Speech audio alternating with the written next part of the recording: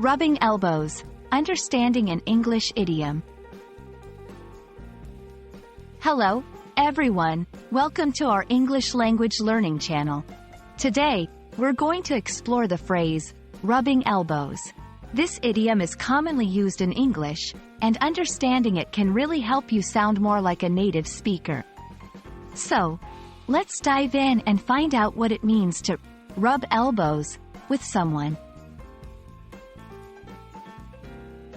Rubbing elbows is an idiom that means to interact or socialize with others, especially those who are influential or in a higher social position. The phrase paints a picture of being in a crowded room where you might literally rub elbows with people around you.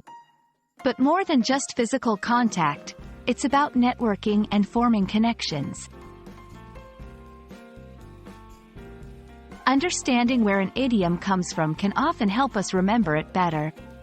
The phrase, rubbing elbows, is believed to have originated from the social gatherings of the upper class, where people would mingle in close quarters. It highlights the informal, yet potentially significant, interactions that take place in such settings. Now, let's see how to incorporate this phrase into everyday conversation. Here are a few examples. At the gala, I found myself rubbing elbows with some famous authors. She's good at rubbing elbows with influential people in the industry. As a journalist, he's always rubbing elbows with celebrities. Notice how the phrase can be used in various contexts, often implying a sense of networking or gaining social advantage. There are several other idioms with meanings similar to rubbing elbows. For instance, mixing with the higher-ups. This means interacting with people in higher positions. Hobnobbing. This is a more informal way of saying socializing or networking, often with influential people. Understanding these similar expressions can enrich your vocabulary and help you express the idea in different ways.